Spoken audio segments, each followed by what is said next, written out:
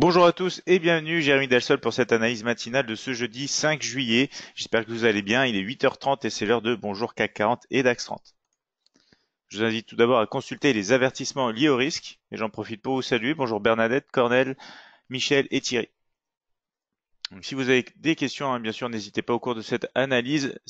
On va démarrer, tout de suite avec les euh, des nouvelles économiques, voilà, ici, qui commencent à 9h30 côté allemand, tout simplement avec l'indice PMI des constructions. On retrouve directement ensuite à midi un discours de la BOE du côté britannique, et à 13h15, de nouveau les Allemands avec un discours de Wendman pour la Bundesbank. 14h30, ce sera un discours de la BCE cette fois. On retrouve ensuite à 14h15 ici directement la variation donc de l'emploi ADP aux États-Unis, une donnée bien sûr importante à surveiller en ce début d'après-midi. On sera ensuite à 14h15 avec l'indice Market PMI des services et notamment donc l'indice composite. Ça va tomber en plein durant notre séance de trading, donc on verra à quel point ça peut booster ou pas justement les indices américains. On aura notamment à 16h l'indice ISM non manufacturier qui sera aussi une donnée importante à surveiller. On aura aussi l'ISM non manufacturier, notamment au niveau de l'emploi. 17h, on retrouve les stocks de pétrole brut et notamment d'essence. Et ensuite, 20h, encore une donnée économique, les minutes du FOMC côté US à surveiller. Donc pas mal de choses qui peuvent se passer cet après-midi, notamment du côté US. J'en profite pour vous rappeler que c'est l'anniversaire du DAX 30 et notamment ici, vous avez accès du coup pendant un mois à un spread typique de 0,5. Donc très intéressant pour les scalpers. Donc voilà, valable jusqu'au 29 juillet 2018 pour les clients particuliers comme les clients professionnels. Donc justement, on va reparler rapidement des clients particuliers et professionnels avec la régulation de l'ESMA qui va intervenir très bientôt. Effet de levier maximum de 30 pour les paires Forex majeurs, effet de levier de 20 pour les paires Forex mineurs et exotiques et notamment les CFD indicés or. Du coup, différenciation entre clients professionnels et particuliers. Il faut bien sûr postuler pour changer de catégorie. Si vous êtes bien sûr éligible, ce sera effectif à partir du lundi 30 juillet 2018 chez Admiral Markets. Principale différence du coup, la restriction de l'effet de levier entre le client particulier et le client professionnel et notamment la différence aussi sur la protection contre les soldes négatifs que vous retrouvez ici, illimité pour les clients particuliers et limité à 50 000 livres sterling pour les clients professionnels. On passe maintenant au support et résistance de la journée. Ici, on démarre comme d'habitude avec les indices européens, CAC 40 CFD, premier support visible à partir des 5300, on retrouve les 5265 et 5230 par la suite, des résistances plutôt du côté des 5335, c'est 5365 par la suite et notamment les 5395. Pour le DAX 30 CFD côté allemand, le premier support est visible actuellement au 12320, 12265 par la suite et notamment les 12160, des obstacles à la hausse sur les 12400 niveaux clés. On retrouve ensuite les 12460 et 12515.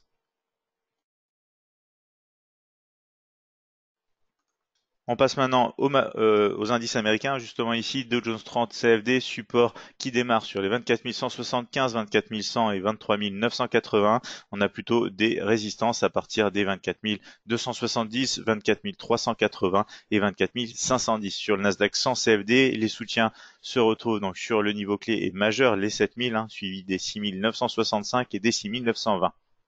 Du côté des résistances et obstacles à la hausse, ce sera plutôt du côté des 7025, 7050. On a toujours cette petite zone de structure. On retrouve au-dessus les 7080 et les 7120.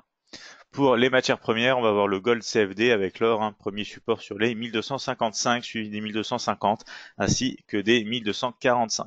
Des obstacles à la hausse au niveau de structure des 1260, 1265 et 1270 ici de 55. Sur le pétrole, WTI CFD, premier support visible à partir des 73,40, on retrouve les 72,50 et 71,85 par la suite. Sur les résistances, ce sera autour des 74,30, 74,80 et notamment les 75,40 de faire obstacle du coup sur le WTI CFD. Du côté du Forex avec la paire euro-dollar, premier support donc qui démarre sur les 1,1670, on retrouve les 1,1635 ainsi que les 1,16, niveau clé et psychologique bien sûr, des résistances autour des 1,1725, 1,1790 et 1,1845. Pour les crypto-monnaies, on va démarrer avec le Bitcoin, un BTC USD CFD. Le premier support est toujours sur les 6350, suivi des 6150 et des 5975. La résistance demeure les 6600, le niveau majeur ici, et se poursuit avec les 6800 et 7000 notamment 50. Sur la crypto-monnaie du jour, on aura des supports au 235 pour le Dash, un DSH USD CFD, 215 par la suite et 190, des résistances autour des 250, 270 et 280. On passe bien sûr à l'analyse graphique MT5 immédiatement. Donc on se retrouve sur la plateforme de trading Admiral Markets MetaTrader 5 édition suprême. On a le mini terminal ici et on s'aperçoit sur ce graphique H4 du CAC 40 qu'on est toujours en négociation tout simplement au sein de ce nuage des moyennes mobiles. Ici, on a tout simplement testé un petit peu la partie centrale de ce nuage des moyennes mobiles. On a une pente de la moyenne mobile exponentielle 20 ici qui est un petit peu flat, qui est un petit peu plate. La 50 période, elle continue d'être à la baisse et on a toujours ces pressions ici vendeuses qui se traduisent sur le mini terminal avec donc une tendance, un momentum et une force dans le rouge ici en négatif. On n'a pas réussi encore à aller casser la zone inférieure, les 5265, mais on va peut-être avoir un rejet ici. On va regarder en M30 pour avoir plus de détails. Ici, on s'aperçoit qu'on a la formation d'un triangle d'indécision. On a un test ici, 2, 3, 4 tests et quasiment 5 tests ici sur la partie haute, moins de tests sur la partie basse. On a une pente aussi plus accrue bien sûr ici et du coup on va voir ce que ça peut donner. Ici c'était les scénarios donc d'hier, plutôt scénario haussier qui s'est concrétisé en direction ici des 5235. On va actualiser tout ça en fonction donc bien sûr des niveaux intermédiaires qu'on va voir aussi sur du graphique M5. Ici on a un ton plutôt haussier mais on va aussi attendre bien sûr confirmation avec cassure du triangle d'indécision. Donc ici, je vais mettre les derniers points hauts et bas. Vous voyez déjà qu'on a un niveau intermédiaire ici qui joue son rôle pour l'instant, c'est les 5315. Ici, je vais mettre voilà les derniers points hauts et bas. Les derniers points bas se posent sur cette zone notamment de support intermédiaire. Donc on va actualiser un petit peu comme ceci. En cas de cassure de cette zone, bien évidemment, ça confirmerait la sortie du triangle d'indécision à la baisse et du coup on pourrait casser le niveau pour aller en direction du niveau majeur de support des 5300. Et ici, en cas de rebond, on pourrait avoir un retour déjà dans la partie centrale du triangle d'indécision à surveiller pour être cassé en direction notamment des 5335. Donc on va laisser pour l'instant ce type de scénario sur le CAC 40 pour cette matinée notamment. Sur le DAX 30, un DAX 30 toujours en baisse ici, on a une forte tendance baissière ici sur le mini terminal, un momentum négatif, une force positive, des moyennes mobiles ici sur le graphique journalier qui sont toujours à la baisse en configuration baissière, pente baissière. On se situe notamment toujours sous les 12 400 ici, et on a de la consolidation tout simplement un petit peu aussi autour de ce niveau ici, c'est le niveau intermédiaire des 12 320. On va tout simplement actualiser un petit peu ici le scénario, mais pour l'instant vous le voyez, on est quand même en consolidation. Je vais voir pour dessiner un canal un petit peu comme ceci. On va aller notamment en M15 pour confirmer un petit peu tout cela. Voilà, donc un canal de cette nature. Pour l'instant, ça consolide sur le DAX. Je vais rajouter les points hauts et bas.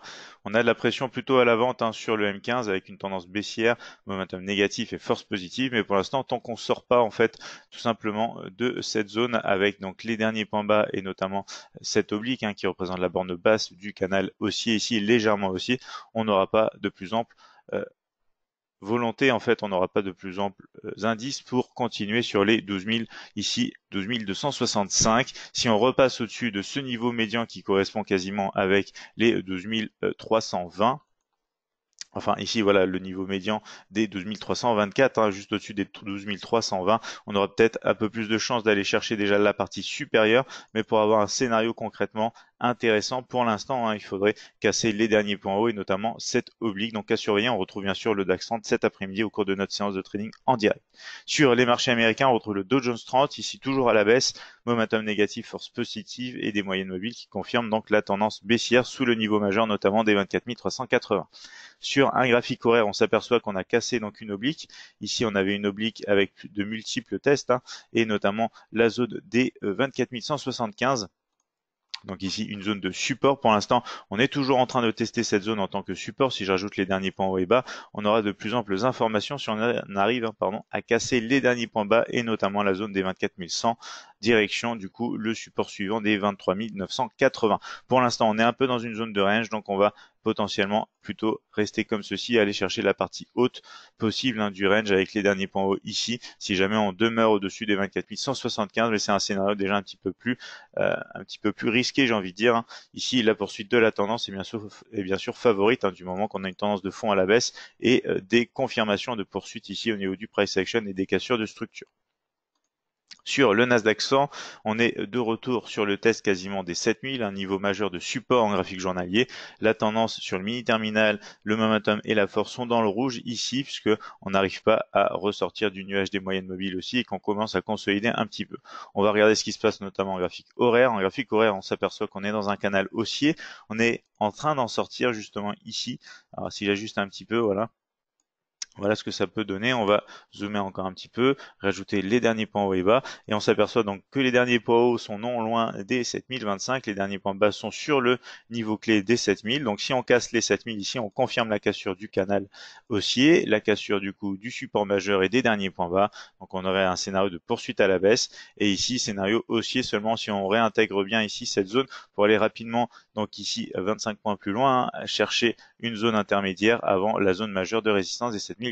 Donc on va rester sur ce type de scénario sur le Nasdaq 100 qu'on retrouve bien sûr aussi cet après-midi ensemble. Sur le gold ici, on est repassé au-dessus des 1255. On a toujours une tendance nettement baissière, un momentum négatif, force positive sur le mini terminal en graphique journalier, un graphique horaire ici qui réagit et qui rebondit notamment sur les 12 555.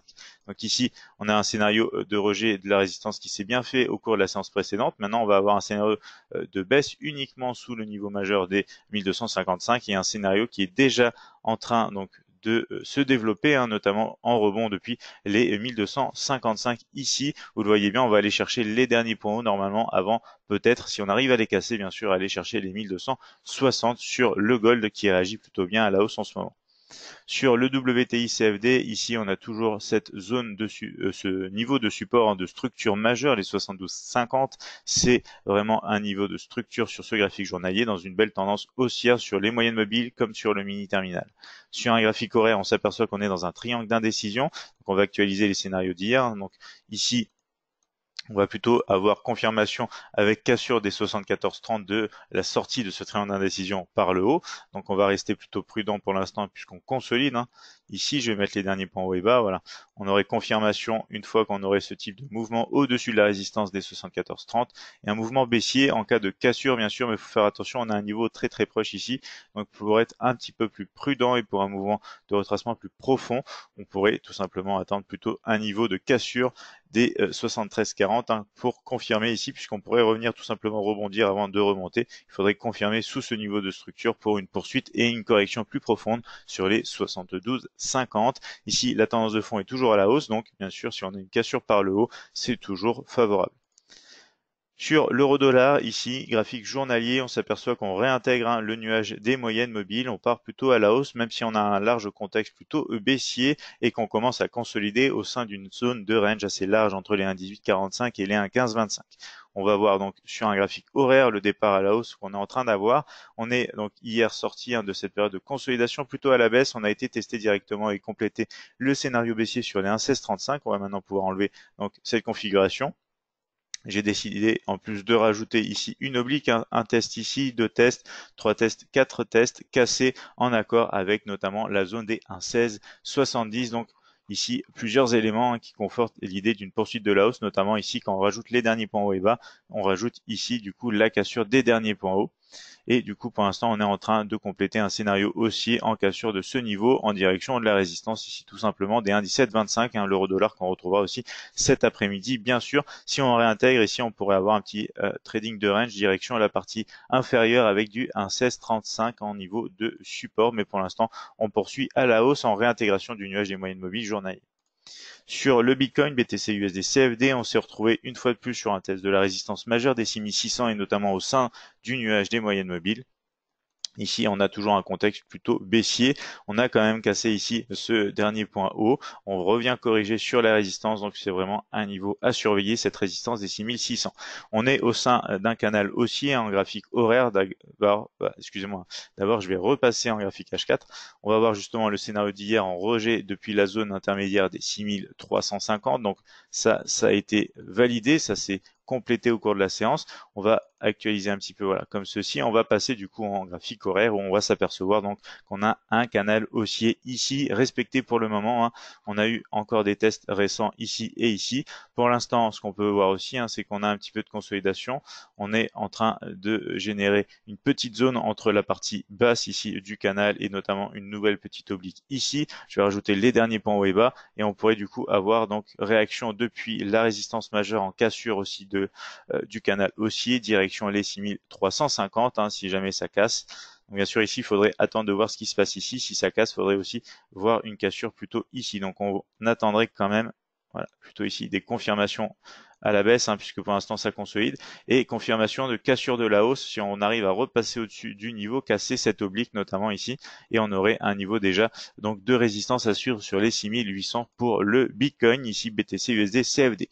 Sur la crypto-monnaie du jour, le DSH USD CFD, ici, la crypto-monnaie Dash, on revient tester donc la moyenne mobile exponentielle 20 journalière dans le cadre d'une forte tendance baissière, momentum négatif, force positive, et notamment en accord avec la résistance majeure des 250. Sur un graphique H4, on s'aperçoit ici donc qu'on a réagi une première fois sur cette résistance. Les scénarios d'hier en rebond depuis les 235, enfin scénario pardon de lundi, hein, l'analyse des crypto-monnaies hebdomadaires qu'on réalise du coup tous les lundis à 14h30. On a eu l'accomplissement ici en direction des 250 du scénario de rebond à la hausse. Donc maintenant qu'on est sur ces niveaux, on va tout simplement choisir voilà un rebond potentiel à la baisse en direction une fois de plus des 235. Si on casse ici, on aura un niveau intermédiaire pour aller chercher les 270 par le haut. En graphique horaire, on va s'apercevoir notamment qu'on est dans un triangle d'indécision ici avec de multiples tests donc sur la partie supérieure, de multiples tests sur la partie ici inférieure, et en cas de cassure, hein, on confirmerait donc la sortie par le haut du triangle d'indécision, la cassure des derniers points hauts et notamment des 250 résistances majeures pour développer donc un scénario aussi en direction des 270. En cas de baisse ici, on pourrait avoir donc un rejet depuis cette zone et aller chercher plutôt un retest sur les 235. Donc pour être un peu plus prudent, on pourrait aussi plutôt attendre la cassure ici des derniers points bas, même si on n'a vraiment pas beaucoup de distance à parcourir. Ici, il y en aura bien sûr qui ont dû se positionner déjà pour jouer plutôt le rebond à la baisse dans le cadre de la tendance de fond ici toujours présente sur les crypto-monnaies. On va voir d'ailleurs rapidement donc les précédentes crypto-monnaies analysées cette semaine au cours de nos analyses matinales. Hein. Le LTC USD pour le Litecoin qui est aussi ici donc en triangle d'indécision. On va attendre des cassures sur le haut ou sur la baisse. Hein. Donc on va tout simplement actualiser comme ceci. La baisse ici qui a été entamée depuis la cassure et la passation des 86, on va tout simplement l'actualiser pour attendre une confirmation en sortie du triangle d'indécision cassure des derniers points bas.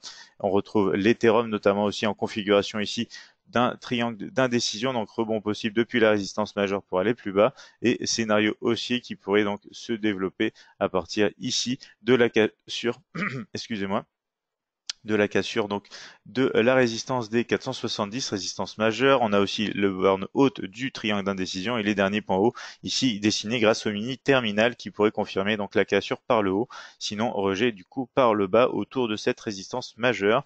On a aussi le Bitcoin Cash ici en triangle d'indécision notamment autour des 770, résistance aussi importante. Hein. Ici on va actualiser les scénarios en cassure par le haut en attendant des confirmations aussi, hein, donc au-dessus de la résistance des derniers points hauts et notamment ici pour un départ d'un scénario aussi en direction des 830, scénario baissier aussi en cas de cassure bien sûr du triangle d'indécision, confirmation avec les derniers points bas pour aller chercher possiblement ici déjà un niveau intermédiaire avec les 715. Donc voici pour cette analyse matinale. Bon, je vois qu'on n'a pas de questions supplémentaires. Hein. Cornel, hein, n'hésitez pas à m'envoyer du coup votre adresse mail pour que je puisse vous répondre. Voilà, donc vous m'avez envoyé votre adresse mail, je vous ferai un mail du coup ce matin. Pour ceux d'entre vous qui nous regardent depuis la chaîne YouTube, je vous invite bien sûr à vous y abonner, retrouver de plus amples informations sur notre site internet admiralmarkets.fr. Donc je vous souhaite à tous de passer une excellente matinée, on se retrouve cet après-midi. Bernadette qui nous dit merci, bon trade, bonne journée. Merci à vous, Cornel du coup qui nous dit merci beaucoup, bonne journée. Du coup, passez tous une excellente matinée, hein. Merci d'avoir été présents ce matin, on se retrouve cet après-midi à partir de 15h20.